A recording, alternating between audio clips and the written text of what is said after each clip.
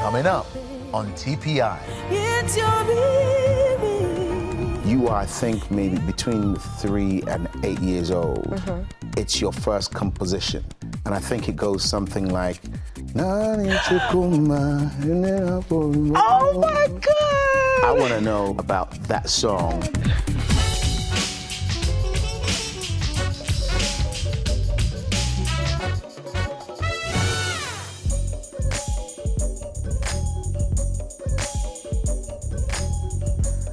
Well, hello and welcome to TPI. I'm your host, Muyiwa Olariwaju. Thank you for joining me. I promise you don't want to miss a moment of today's show. Nigerian Idol's first ever winner, Yeka Onka, is in the building. She joins us later on and will be performing on the TPI stage. Her enduring success will make a lot more sense after you hear her sing. But first, Ugandan fashion designer K-Rafael creates more than just clothes through his company, Garments of Honor. He's transforming lives and inspiring hope in his community. My name is Rafael Kasule. I'm a fashion designer. I do animation, and I'm a publisher. God gave me a gift of art, and it's from long way back, I've always been a creative man.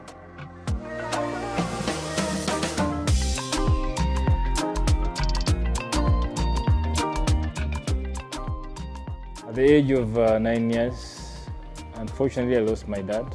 So it was an opening spot for me, by the grace of God, to realize that I had a special gift. We didn't have much to wear.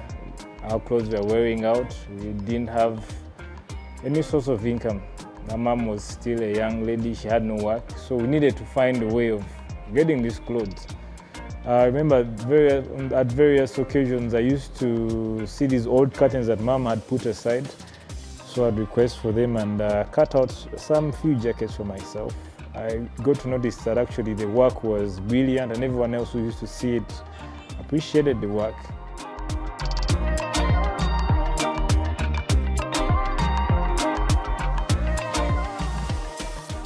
Africa has always been deemed to be less creative.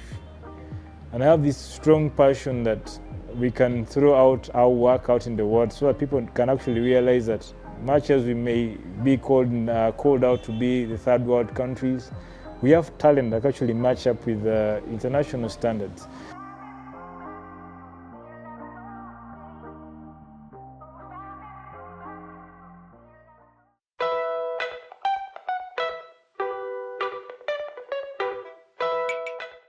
There was this particular time in 2016. I remember I was at the shop. I was really broke. I had nothing really. I was going through this very tough season. All of a sudden I get this call that Uganda needed a costume. So I had to present the work that I had.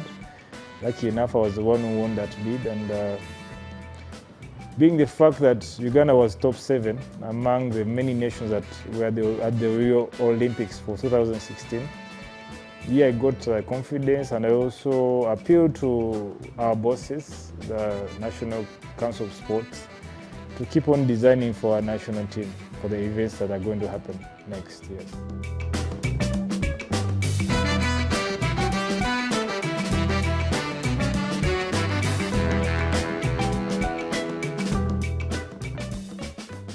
Yeah, we have always had challenges with several organizations that would love us to subscribe to their ideologies, and we constantly receive these threats of being frustrated with the industry just because we tend to have a different view about their ideologies, and it's quite a challenge. Allowing yourself to miss out on the juicy or fruity part of the industry just because you wouldn't want to compromise, I think is a huge sacrifice for us. As Christian designers, or as Christians, we rarely support our very own. So we have all these kinds of people coming in, and you really can't segregate. You have to work with everyone, but still keeping it in mind that you're Christian and you need to influence these people that still keep coming. And the first thing I always do when I get to work is kneel down. It's become my habit. I kneel down before God, I establish the day before Him, and ask Him to take me through the day. I allow Him to control the day. as it comes. The difficult clients. At times you used to get customers who are going to actually order for items that are more portraying nudity, and it gets a bit complicated because we need the money still to survive, we need the money to run. As a Christian, I've always stood my ground, and I'm not afraid to stand for what I believe and what the Bible says about all these other issues that tend to challenge us.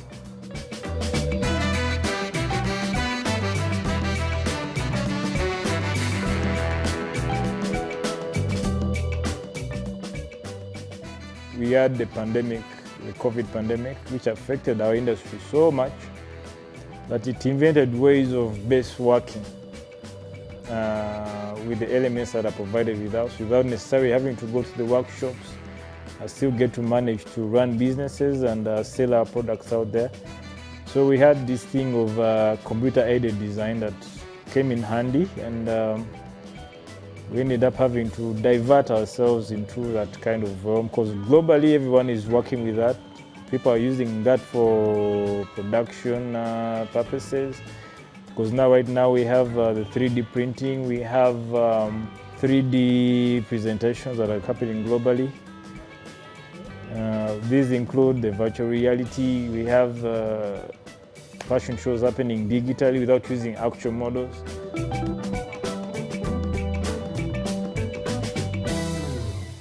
My advice to anyone who would love to join this fashion industry and art, we are blessed to be in this generation where internet is readily accessible, information is right there, right in your eyes to learn, without even necessarily having to go to school. So you get every information you need on the internet. There's YouTube, and there are so many master classes that actually keep happening. You need to take good use of that and maximize them. And on top of that, you need to take time to find someone who does. You see someone is into leather works, try to find someone who's good at that and try to emulate, or even perhaps try to find a way of contacting them so that they can guide you through on how best to get the skills and the information you need. And most importantly, it's very important that you get to know your calling, you get to know your core strengths. It will make your life much easier, at least even if things are really going low. At least you remember that God called you into this purpose and you're there to fulfill it.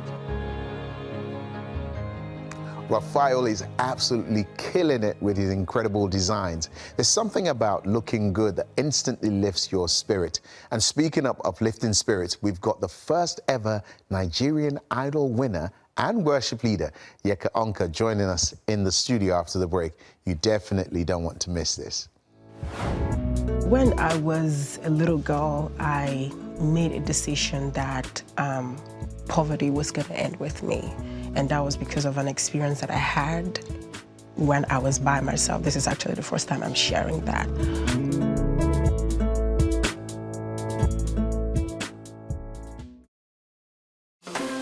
Your turning point experience doesn't have to end when the program is over. Follow us on your favorite social media.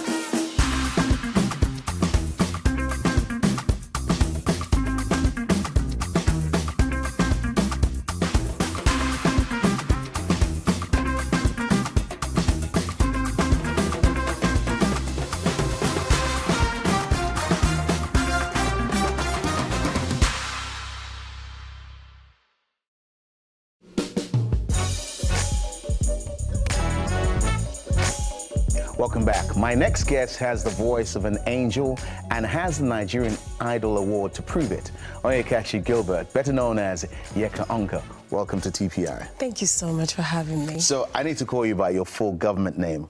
Onyekachi Elizabeth Gilbert. Onyekachi. Onyekachi. That's it. Onyekachi Gilbert Elizabeth. Yep. Nwoku. Onka. Onka. Yeah. So that was my English version of your government. I know. You did great. You did great. It's a joy to finally meet you. Such an honor to be here. Thank you so much for having me. Thank you for coming. I've seen you from a distance for many years now. One of the things that people normally refer to you as is the first ever winner of Idol in Nigeria. Now, for context, Nigeria is the biggest market for most things, including media, in Africa. And so the Idol franchise, that was one of its big spots. Yes. That and South Africa, and you were the first winner of it. Yes. What did that mean to you then? It was life-changing, I would say, for someone who grew up in Aba. I'm sure a lot of us already know what Aba stands for. It's like the little China that we have in Nigeria. Growing up there, it was life-changing, not just for me, but also for the people in my community. People that were just, you know, you go through high school and then you get married, or for the male, you go serve someone for 7 years and, you know, they set you up with a business, maybe a little kiosk somewhere down the street. You know, so it was that hope for the people in my community, knowing that someone made it out. And someone made it out in such a big way. But when you talked about it, in the years after that, most people would know when they read the story now that you went through a string of rejections, and you would leave one city and go to audition in another city. Tell us about that and what informed that determination that you had not to stay silent once you got a no from somewhere to go to another city. Yeah, when I was a little girl, I made a decision that poverty was going to end with me. And that was because of an experience that I had when I was by myself. This is actually the first time I'm sharing that. I decided that no matter what life throws at me, that I'm going to go out and be the light that I'm supposed to be, maybe the light for the people in the projects where I grew up in. Tell me about that moment. What happened? I mean, you were how old? I was about 5. A 5-year-old. What happened? What did you hear? What did you see to then, in your own moment as a 5-year-old, say, whilst you're by yourself, that, no, this stops with me? Yeah. What did you hear? What did you see? What happened to you? Yeah, it was a night that I was alone in the house, and there was a great storm that lifted the entire roof of the house, and I was the only person at home. I mean, I have siblings that are like much older than me, so nobody was home, it was just me. So the entire roof was off, and then the rain was just pouring in. And then I just crawled to the corner of where we lived and, you know, kind of like covered myself with a bunch of clothes, and I was just crying for help. You know, there was lightning and thunder and then the rain, and then I told myself that this has to end with me. And since then, I grew up with that determination that I was going to do everything in my power to make sure that this does not happen to the generation after me. And that was what helped me. That was what kept me going, even when I was rejected. So you overcome the adversity that you know would have crippled many. You hit the big time. And you win almost 8 million naira. This is when the naira was not what we're experiencing now. Even now, 8 million naira is a significant amount of money. Back then was even more. Yet for you, it was, thereafter was a journey of brokenness. How is it that you can come from the slums, as you describe it, you're now a national star, an international star, actually, because you were traveling abroad. You had all this money, yet you end up, as we saw in a story that we did on you not so long ago, broken and in your car. How does that happen? I feel like I wasn't ready for that phase of my life. I say that because having gone through this years of wilderness, looking back, seeing how God took me through the journey and the things that I had to experience, it makes sense to me now. And just looking back, I'm seeing how God just put me through that to mold my person, the way I carry myself, the way I dress. And, you know, it makes sense because for someone in a band, nobody taught us how to use the cutlery, nobody taught us how to walk or sit up or, be a lady. So I feel like that molded me, and even Nigerian Idol was part of the experience that molded the person that I am today. So, yeah. So for you, you can now look back and see how the adversity was part of God's molding.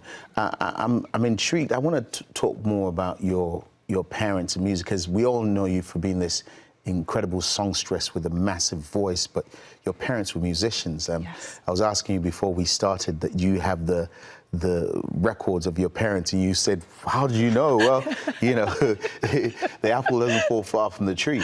But there is one particular moment that I want to ask you about, and I just want to seed the idea now before we take a moment. You are, I think, maybe between 3 and 8 years old. It's your first composition, and I think it goes something like, oh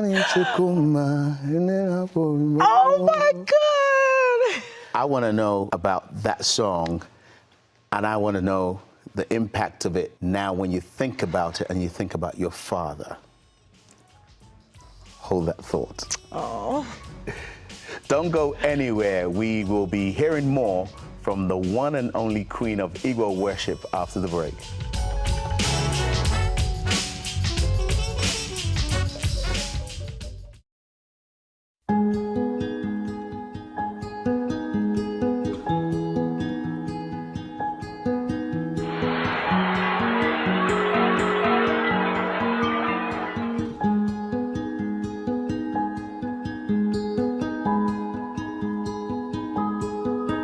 Call us at 0300 140 0067 or visit cbneurope.com/TPI.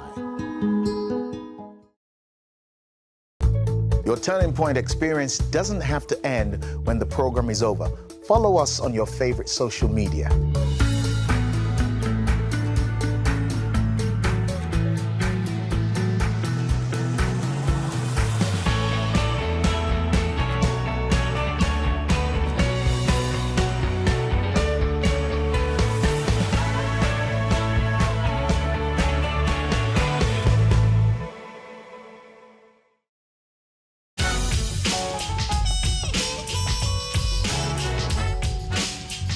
Welcome back. In case you're just tuning in, we have the incredible worship leader, Yeka Onka, with us. Yeka, thank you so much for staying with us. Thank you. So now, before we took a breath, I took you back in time, the time machine called snooping, as you said earlier on.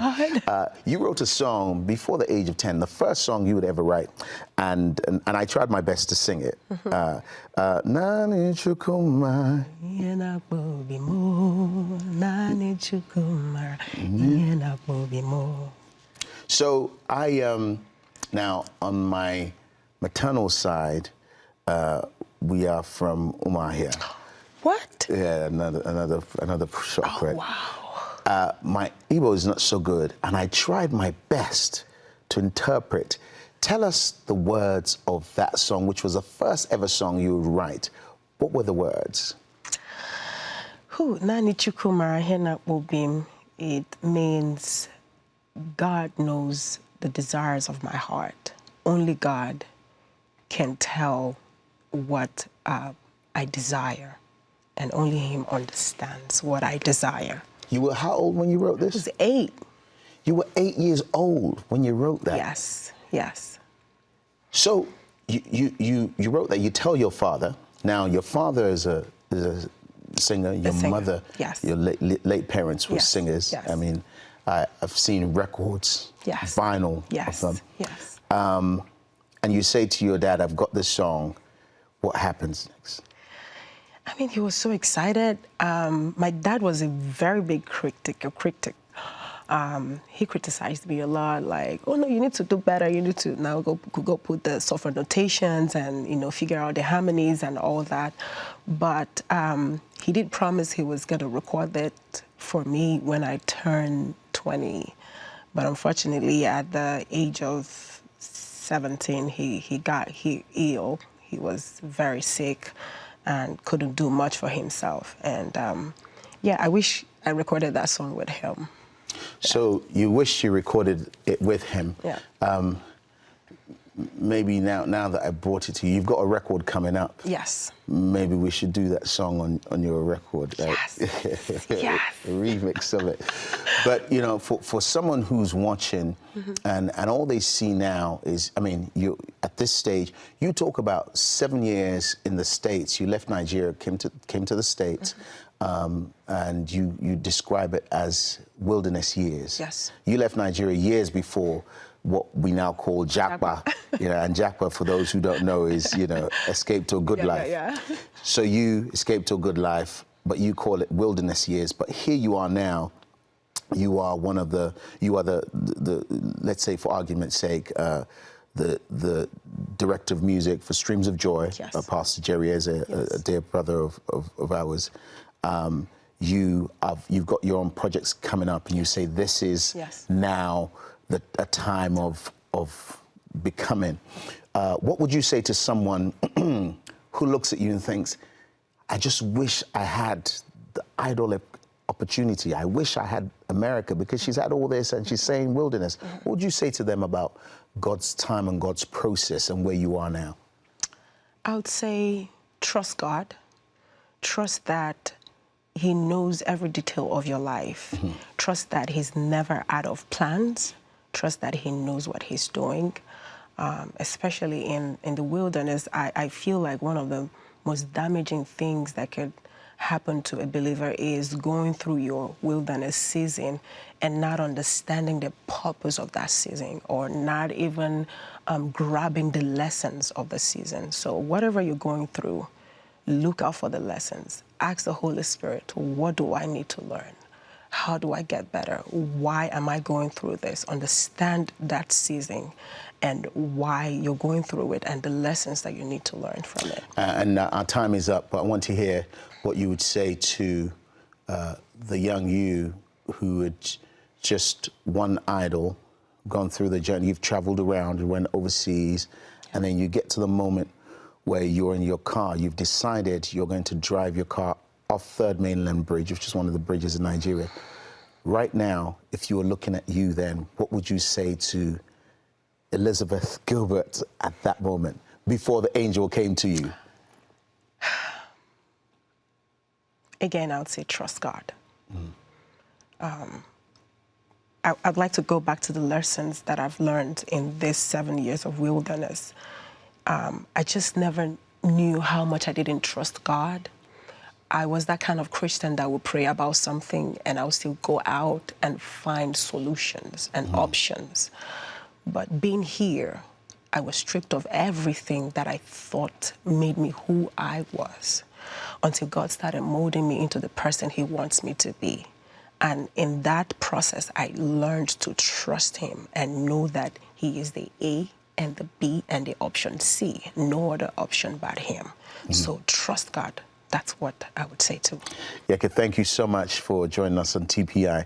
And I hope you will perform for us before you leave. Absolutely. I'd love to do that. Looking forward to that. Yep. Well, while Yeka is setting up, I want to encourage you to follow us on Facebook and Instagram, where you can find encouragement and connect with other viewers from around the world. Also mark your calendars. New episodes premiere every Wednesday at noon Eastern Standard Time on YouTube. To ensure you don't miss any episodes, subscribe to our channel to get automatic notifications whenever we drop new shows or segments. Well, we've come to the end of the program. Fortunately, we have the privilege of going to the throne room with unfiltered worship in the Igbo language as Yeka Onka, accompanied by Chidibere Okafo, sings Idibube, which means you are glorious. From all of us here at TPI, goodbye and God bless you.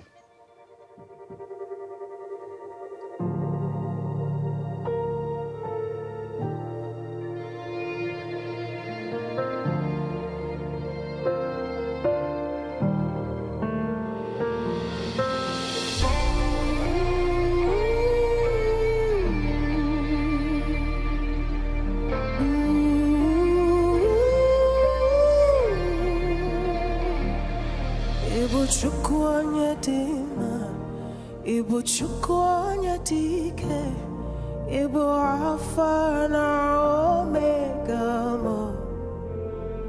Iponye mbim no nikbazo Malite no gugu Yakamjina si ipuchimo Idiebuke Idiomimi Ibo Alpha na Omega Ibo Onyembo no nikbazo Malite no gugu Yakamjina si ipuchimo Idiebuke Idiomibi Ibo Alpha na Omega Ibo Onyembo no nikbazo Malite no gugu Ibuchimo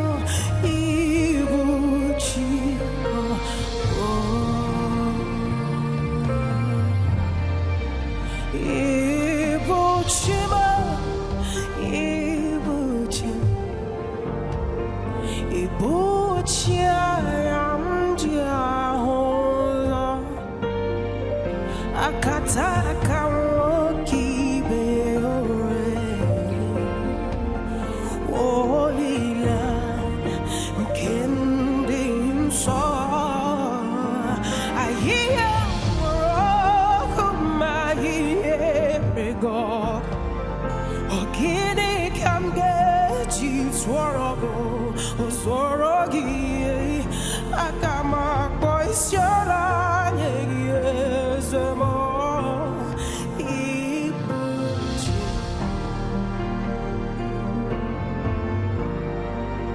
I hear